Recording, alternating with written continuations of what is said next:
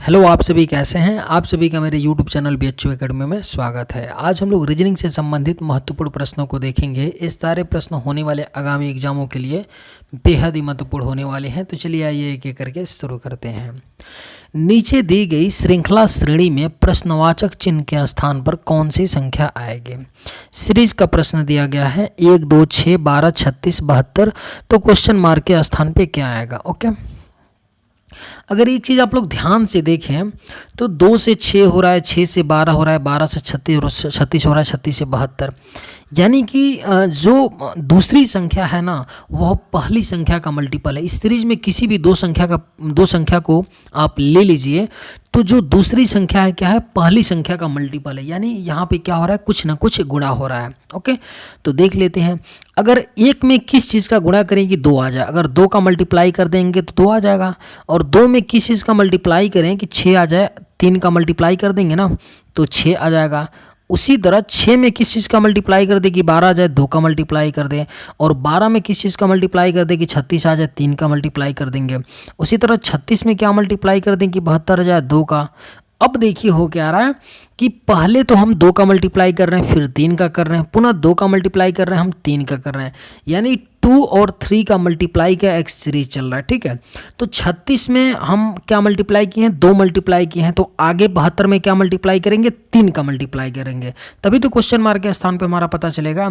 तो 72 में 3 का मल्टीप्लाई करेंगे तो कितना आ जाएगा, 172 में अगर 3 का मल्टीप्लाई करेंगे तो आपका 3 दूना 6 और आपका 3 सत्ते 21, 216 आएगा। तो हमारा करेक्ट आंसर क्या हो जाएगा, 216। किस ऑप्शन में है, ऑप्शन डी में है 216। उम्मीद करते हैं कि आप लोग समझ पाए होंगे। चलिए अगले प्रश्न पे चलते हैं। नीचे दिए गए विकल्पों में से संबंधित संख्या को चुनिए। पूछा जा रहा है आपसे, जिस तरह 37 65 से संबंधित है उसी तरह 51 किस संख्या से संबंधित होगा। ठीक है, हमें बताना है।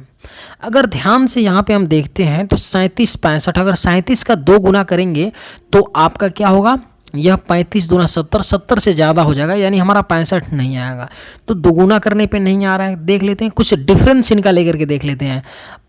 65 और 37 का डिफरेंस कितना हो जाएगा, 28 हो जाएगा। हो रहा है 28। यानी कि अगर हम 37 में 28 जोड़ दें तो 65 आ जाएगा कि नहीं। 8 7 15, 3 2 5 1 6 आ रहा है। यानी कि हम पहली संख्या 37 में 28 ऐड कर रहे हैं तो दूसरी संख्या आ रहा है। तो सेम लॉजिक हम लोग लगाते हैं ना लाने के लिए, जो क्वेश्चन मार्क के स्थान पे लाना होता है। तो यहाँ पे भी हम प्लस 28 ऐड कर देंगे 51 में, तो हमारा क्वेश्चन मार्क के स्थान पे संख्या चली जाएगी। ऐड कर लेते हैं 50 और इसको ऐड कर लेंगे तो 8 1 9 और 5 2 7, 79 किस ऑप्शन में है। तो क्वेश्चन मार्क के स्थान पे क्या आ जाएगा, 79 किस ऑप्शन में दिया गया है, ऑप्शन डी में दिया गया है। तो हमारा राइट आंसर क्या हो जाएगा, ऑप्शन डी। उम्मीद करते हैं कि आप लोग समझ पाए होंगे। चलिए अगले प्रश्न पे चलते हैं। यदि दूध को चीनी कहते हैं, शराब को दूध, चीनी को संतरा और शहद को सेब कहते हैं, तो सेहत के लिए क्या हानिकारक है। यहाँ पर क्या हो रहा है कि इस तरह का प्रश्न एसएससी में एक आता है। यहाँ पर क्या हो रहा है कि हम किसी चीज़ को किसी दूसरे चीज़ से कोड कर रहे हैं और फिर उस चीज़ के बारे में हम पूछ रहे हैं, उससे रिलेटेड बातें पूछ रहे हैं। तो उसके लिए जो संकेत है वही हमारा आंसर होता है। ठीक है, तो यहाँ पे ध्यान से लास्ट में हमको देखना है कि सेहत के लिए क्या हानिकारक है। इन सब में क्या यूज किया गया है, दूध, चीनी, शराब, संतरा और शहद, सेब। इन सब में हमारे लिए हानिकारक क्या होता है, सेहत के लिए शराब होता है। तो हमें कुछ नहीं करना है, हमें देखना है कि शराब के लिए क्या कोड किए हैं। यदि दूध को चीनी बोलते हैं, शराब को दूध बोल रहे हैं, यानी शराब को क्या बोल रहे हैं, दूध बोल रहे हैं। तो शराब का कोड क्या दिया गया है, दूध दिया गया है। तो हमारा राइट आंसर क्या हो जाएगा, सेहत के लिए क्या हानिकारक है, दूध हानिकारक है। किस ऑप्शन में है, ऑप्शन बी में। उम्मीद करते हैं कि आप लोग समझ पाए होंगे। चलिए अगले प्रश्न पे चलते हैं। यदि b बराबर 2, k बराबर 11, मैन बराबर 0, सिन बराबर 14, तो HOT हॉट बराबर क्या होगा, मान बताना है। ठीक है, जब भी आपको ऐसा प्रश्न दिखे, जब भी दिखे, तो ये सारे इस तरह के प्रश्न प्लेस वैल्यू से होते हैं। ठीक है, तो कुछ भी नहीं करना है। कभी भी ऐसा दिखे आपको, यहाँ भी दिया भी है b का प्लेस वैल्यू 2 होता है, k का प्लेस वैल्यू 11, यानी ऐसे संकेत दिए भी हैं। तो कभी कुछ सोचना नहीं है, आप डायरेक्ट प्लेस वैल्यू लिखिए, फिर उसके बाद आगे आपको सोचना है। मैंने मैन का प्लेस वैल्यू लिखना शुरू किया, m का 13, a का 1 और n का 14। ठीक है, 13 1 14 बराबर 0 दिया है, कैसे हो सकता है? अगर 13 + 1 ऐड कर दे और -14 कर दे तो 0 हो जाएगा ना। 13 1 14 -14 बराबर 0।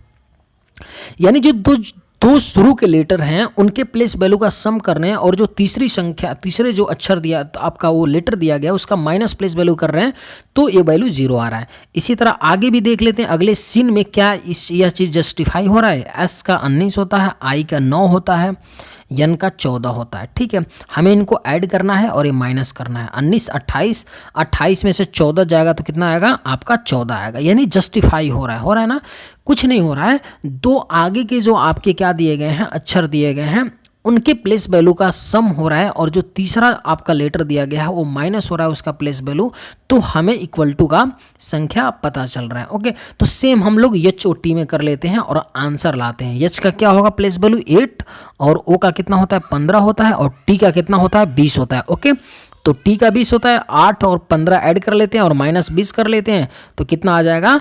3 हमारा आंसर आ जाएगा। कितना आ जाएगा? 15 8 कितना हो गया? 15 5 20 24, 15 5 20 3 23 आ गया, और 23 -20 करेंगे तो 3 आंसर आएगा हमारा। किस ऑप्शन में दिया गया है? ऑप्शन ए में। उम्मीद करते हैं कि आप लोग समझ पाए होंगे। चलिए अगले प्रश्न पे चलते हैं। नीचे दी गई आकृति में प्रश्नवाचक चिन्ह के स्थान पर निम्नलिखित में से कौन सा अंक आएगा? ऐसा क्वेश्चन भर भर के रेलवे में पूछा जाता है। आपका एक फिगर दे देगा, या तो आपको स्क्वायर दे देगा, या तो ट्रायंगल दे देगा, या तो इस तरह का कोई साइन दे देगा, और उनके सारे कॉर्नर पे संख्याएं दे देगा, और किसी एक कॉर्नर पे मिसिंग संख्या देगा, और पूछेगा कि आपका वहाँ पर कौन सी संख्या आएगी। ठीक है, तो हम यहाँ पर कैसे ला सकते हैं कि यहाँ पर कॉर्नर पे आपका क्या आएगा क्वेश्चन मार्क के स्थान पे? हमें सबसे पहले इन दो में 12 8 80 और 16 7 207 में लॉजिक देखना होगा कि इनमें लॉजिक क्या लगा है, कैसे 80 आ गया है, कैसे 12 8 80 रिलेटेड है। ठीक है, देखते हैं। 12 8 80, 12 और 8 का मल्टीप्लाई कर देंगे तो 12 8 96 बिल्कुल नहीं आ रहा है। ठीक है, मल्टीप्लाई करने से तो आएगा नहीं, कुछ और सोचते हैं। 12 का हम क्या करते हैं, हाँ चलिए कुछ और सोचते हैं क्या कर सकते हैं। अगर हम लोग 12 का स्क्वायर कर देते हैं तो 144 12 का स्क्वायर होता है, और 8 का स्क्वायर 64 कर देते हैं, और डिफरेंस लाते हैं 144 में से 64 तो कितना आएगा? 80 आएगा। ओके, यानी कि यहाँ भी चेक कर लेते हैं, उसके बाद ये चीज़ जस्टिफाई होगा कि यही चीज़ लग रहा है। 16 का स्क्वायर लेंगे यहाँ पर भी 256, और -7 का स्क्वायर 49, कितना आएगा? डिफरेंस लेंगे तो 207 आएगा। ओके, तो हो क्या रहा है कि पहली संख्या जो दोनों ऊपर की दो संख्याएं दी गई हैं 16 7 12 8, उनका स्क्वायर हो रहा है, और डिफरेंस जो आ रहा है वो नीचे आपका आ रहा है। तो सेम चीज़ हम लोग यहाँ पर भी कर लेते हैं। 25 21 में 25 का स्क्वायर कर लेंगे, 625 हो गया, और 21 का कितना होता है? 441 होता है। डिफरेंस ले लेंगे तो यहाँ पे 4 आ जाएगा, यहाँ पे 8 आएगा, और यहाँ पे 1 आएगा। यानी राइट आंसर क्या आ जाएगा? 184 आ जाएगा। किस ऑप्शन में दिया है? ऑप्शन ए में दिया है 184। तो हमारा राइट आंसर क्या हो जाएगा? Option A. उम्मीद करते हैं कि आप लोग समझ पाए होंगे। चलिए अगले प्रश्न पे चलते हैं। एक परीक्षा में आशा का ऊपर से 16वां और नीचे से 15वां क्रम है। कक्षा में कुल कितने छात्र हैं? बेहद इजी प्रश्न है, कुछ नहीं करना है आपको। 16 + 15 ऐड करना है और -1 कर देना है। 16 15 कितना हो गया? 31, -1 बराबर 30। यह क्या है? एक सेट पैटर्न का क्वेश्चन है। ऐसा हमेशा पूछा जाता है कि मान लीजिए कि एक लाइन में उमेश का स्थान स्टार्टिंग से, आरंभ से 15वां है, ठीक है, और अंत से क्या है? 18वां है। तो बताना है कि उस लाइन में कितने छात्र हैं। तो कुछ नहीं करना होता है, जो शुरू का दिया होता है नंबर और जो लास्ट का दिया होता है दोनों को ऐड करना है और -1 करना है, आंसर आ जाता है। चलिए अगले प्रश्न पे चलते हैं। नीचे दिए गए विकल्पों में से संबंधित शब्द को चुनिए। जिस तरह परीक्षा सफलता से संबंधित है उसी तरह मैच बताना है कि क्वेश्चन मार्क के स्थान पर क्या होगा। ठीक है, देख लेते हैं। जब हम लोग परीक्षा देते हैं, एग्ज़ाम देते हैं, हम लोग तैयारी कर रहे हैं, कंपटीशन की तैयारी कर रहे हैं। जब पहले 10th और 12th में पढ़ते थे तो परीक्षा देते थे तो क्या होते थे? सफल हो जाते थे, पास हो जाते थे। और कंपटीशन के पर्सपेक्टिव से देखेंगे तो हम लोग परीक्षा देते हैं, एग्ज़ाम देते हैं, कंपटीटिव एग्ज़ाम देते हैं तो क्या होते हैं? उसमें हमको सफलता मिलती है, कभी असफलता भी मिलती है। ठीक है, उसका ये दूसरा पहलू असफलता असफलता होता है, लेकिन हम लोग यहाँ पॉजिटिव सेंस में लेंगे, ठीक है। मान लीजिए परीक्षा देते हैं तो जिस तरह हमको सफलता मिलती है उसी तरह हम मैच खेलते हैं तो क्या हमको मिलता है, हम जीतते हैं, यानी कि हम विजयी होते हैं। मैच जब खेलते हैं तो यही तो होंगे ना, विजयी होंगे या हारेंगे, लेकिन हारना पॉजिटिव सेंस में हम ले रहे हैं तो हारना लेंगे नहीं। तो हमारा राइट आंसर क्या हो जाएगा, मैच खेलते हैं तो हमें विजय प्राप्त होता है, विजय होते हैं। तो इसका राइट आंसर क्या हो जाएगा, ऑप्शन डी हो जाएगा। उम्मीद करते हैं कि आप लोग समझ पाए होंगे। अगर आप लोग को ये वीडियो पसंद आए तो एक लाइक ज़रूर कीजिएगा, और अगर आप इस चैनल पर नए होंगे तो सब्सक्राइब भी कर लीजिएगा। चलिए अगले प्रश्न पे चलते हैं। उस वेन आरेख का चयन करें जो दिए गए वर्गों के बीच संबंध को सर्वोत्तम रूप से दर्शाता है। ओके, हिंदी दिया है, अंग्रेजी दिया है और भाषा। इनके लिए हमको एक डायग्राम बनाना है कि कौन सा डायग्राम बनेगा। हिंदी क्या है, एक लैंग्वेज है, अंग्रेजी क्या है, एक लैंग्वेज है, यानी भाषा है। ओके, तो सबसे पहले हम लोग क्या कर ले, यहाँ भाषा के लिए बना लेते हैं। और भाषा के अंदर ही तो समझिएगा बात को, भाषा के अंदर ही तो हिंदी है, यस से हिंदी और ई से इंग्लिश। यानी कि हम ये बोलेंगे ना, जो हिंदी है क्या है, एक भाषा है, इंग्लिश भी क्या है, एक भाषा है, लेकिन हिंदी और इंग्लिश में कोई रिलेशन है नहीं है। तो इस तरह की कुछ हमारी आकृति बनेगी, भाषा, हिंदी और इंग्लिश। किस ऑप्शन में ऐसा दिया गया आकृति, ऑप्शन ए में। तो हमारा करेक्ट आंसर क्या हो जाएगा, ऑप्शन ए। चलिए अगले प्रश्न पे चलते हैं। यम यन का बेटा है, ओ यन का पिता है, पी यम का पिता है, यन पी से कैसे संबंधित है। ब्लड रिलेशन का क्वेश्चन है, अपने आप में बहुत ही सुंदर प्रश्न बनते हैं, बहुत अच्छे प्रश्न बनते हैं, लेकिन एसएससी रेलवे में के प्रश्न आप आसानी से कर जाएंगे, ठीक है। उसमें भी कई दफ़ा जटिल पूछ देता है और रेयर केस में होता है, लेकिन 99.99% केस में ऐसे ही ब्लड रिलेशन के सवाल पूछे जाते हैं जो आप आसानी से कर सकते हैं। बस उसका आपको सेट पैटर्न पता होना चाहिए करने का, ठीक है। तो चलिए देखते हैं। एम एन का बेटा है, जैसे जैसे बोल रहे हैं वैसे वैसे हम लोग करेंगे, कुछ और ज़्यादा दिमाग नहीं लगाएंगे। यम क्या है, तो यन का बेटा है, कोई दिक्कत नहीं, हम बना लेते हैं यम का बेटा है, ठीक है। यम बेटा है यानी प्लस का साइन, जेंडर प्लस होगा। ओ क्या है, यन का पिता है, यानी कि यन के जो पिताजी हैं क्या हैं, ओ हैं। ओके, पिताजी हैं तो जाहिर सी बात है प्लस होगा, ठीक है। यन का जेंडर हमें क्लियर नहीं है। पी यम का पिता है, पी क्या है, यम का पिता, यानी यम के पिताजी कौन है, पी है। ओके, यम के पिताजी कौन है, पी हैं, पिताजी हैं तो प्लस होगा। अब जाहिर सी बात है कि ये पिताजी हैं तो ये क्या रही होंगी, माताजी, माताजी, क्योंकि बोला है ना यम क्या है, यन का बेटा है, ठीक है। तो ये माताजी हो गई और ओ क्या हो गया, पिताजी हो गए, यानी कि ओ मेल हो गया, पी भी मेल हो गया, यम क्या मेल है, यन क्या है, फीमेल है, ठीक है। तो पूछ क्या रहा है, यन पी से कैसे संबंधित है, यन क्या है, पी से कैसे संबंधित है। तो यन क्या है, पी की वाइफ है, पी की पत्नी है, क्या है, यन पी की पत्नी है। किस ऑप्शन में पत्नी दिया है, ऑप्शन ए में। तो हमारा करेक्ट आंसर क्या हो जाएगा, ऑप्शन ए। चलिए अगले प्रश्न पे चलते हैं। कथनों को पढ़ें और दिए गए विकल्पों में से निष्कर्ष चुनें, ठीक है। वेन डायग्राम का आपका सिलॉक्स का प्रश्न है, वेन डायग्राम का नहीं है, सिलॉक्स का प्रश्न है। इसके लिए हम लोग क्या करते हैं, कथन दिया गया है सभी चूहे पहाड़ हैं, सभी पहाड़ नदियां हैं, तो निष्कर्ष हमें 4 दिया है, बताना है कौन सही होगा, ठीक है। सबसे पहले हम लोग इसके लिए डायग्राम बना लेते हैं कि उसके बाद इसको करते हैं। दिया गया है सभी चूहे जो रैट हैं, सभी रैट क्या हैं, आपके पहाड़ हैं, यानी कि सभी रैट क्या है, माउंटेन है, यम। ओके, और सभी पहाड़ क्या है, सभी पहाड़ क्या है, आपकी रिवर है, आर है। ओके, आर आई रिवर है, ठीक है। पहला है कुछ नदियाँ चूहे हैं, कुछ रैट क्या है, कुछ रैट क्या है, कुछ रिवर क्या है, चूहे हैं, रैट है। तो बात बिल्कुल सही है। सी बोल रहा है सभी पहाड़ चूहे हैं, सभी माउंटेन जो हैं वो क्या है, रैट है, बिल्कुल गलत है। कोई भी नदी चूहा नहीं है, कोई भी जो रिवर है क्या है, रैट नहीं, ये भी गलत है। और कोई भी नदी पहाड़ नहीं है, कोई भी जो रिवर है क्या है, माउंटेन नहीं, ये भी गलत है। तो हमारा राइट आंसर क्या हो जाएगा, ऑप्शन ए हो जाएगा। चलिए अगले प्रश्न पे चलते हैं। प्रतीकों के उपयुक्त सेट का चयन करें। हमें बताना है कि इस इक्वेशन में कौन सा साइन फिल होगा कि यह इक्वेशन क्या होगा, जस्टिफाई होगा। ओके, तो सबसे देखिए इसको करने का एक तो तरीका होता है बहुत ही बेसिक वाला, लेकिन वो टाइम टेकिंग होता है, उसको आप लोग कभी भी अप्रोच मत करिएगा। मैं कभी सलाह नहीं देता हूँ कि आप उस चीज़ को अप्रोच करिए। तरीका ये होता है कि साइन की बात बोल रहा है, कौन सा साइन फिट बैठेगा, तो आप ऑप्शन ए पकड़िए, इसको भर के देख लीजिए, जस्टिफाई कर रहा नहीं करेगा। बी भरिए, फिर देखिए जस्टिफाई करेगा नहीं कर रहा है। सी भरिए, जस्टिफाई किया तो सी पे ट्रिक करके चले जाइए। लेकिन इसमें प्रॉब्लम ये होता है बच्चों कि मान लीजिए कि ऑप्शन आपका डी राइट हो और आपने तीनों को फिल किया, आपका 1 मिनट चला गया और डी पर जाते जाते डी मतलब ट्रिक मारते मारते राइट आंसर करते करते आपका 1.5 मिनट चला गया, तो क्या हुआ, आपका आंसर आया।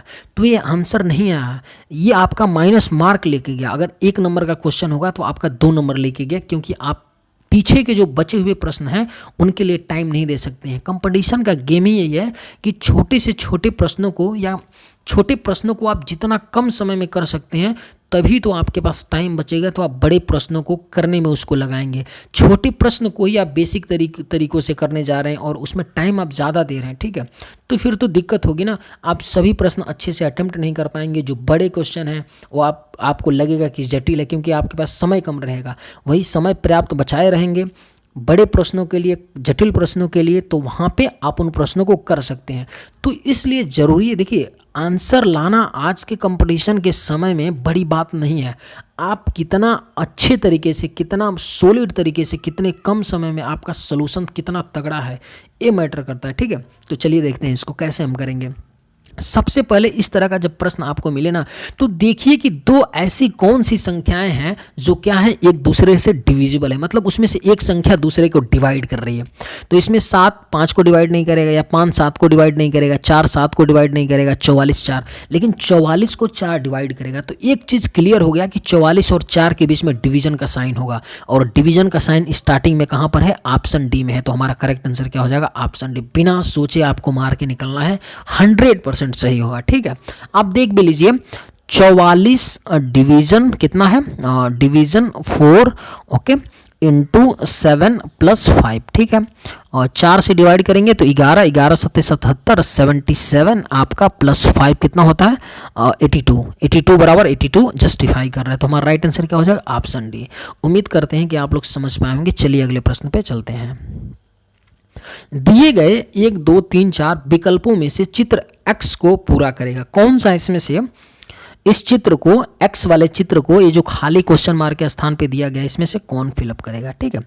तो एक चीज़ देखिए, इस तरह का जब भी प्रश्न आया ना, तो आप थोड़ा ऑब्जर्व करिए कि कैसे पैटर्न दिया है, क्योंकि हम कई दफ़ा गलती करते हैं। ये इजी प्रश्न होता है लेकिन हमसे गलती होता है, तो हमें ये गलती नहीं करना। देखिए ये जो 2 साइन है ना, 2 अपोजिट वाले, यहाँ पे है, इधर है, तो यहाँ पे इधर है, समझिए। तो अगर ये साइन इधर है 2 वाला, तो ये इधर रहा होगा। यहाँ पे देख लीजिए किनारे में कहाँ पे है 2 वाला साइन, ए में नहीं है आपका, यहाँ भी 2 में भी नहीं है, और 3 में है और 4 में है, ठीक है। अब आपको क्या देखना है, एक चीज़ और देखना है कि ये जो इस तरह की जो साइनें हैं ना, ये क्या है, पास में है, यानी कि इस सेंटर के पास है। तो इसमें सेंटर के पास नहीं है, सेंटर के दूर है, तो 3 होगा नहीं। तो हमारा राइट आंसर क्या हो जाएगा, 4 हो जाएगा। उम्मीद करते हैं कि आप लोग समझ पाए होंगे। चलिए आज के वीडियो में बस इतना ही। अगर आप लोगों को वीडियो पसंद आए तो एक लाइक ज़रूर कीजिएगा। थैंक्स।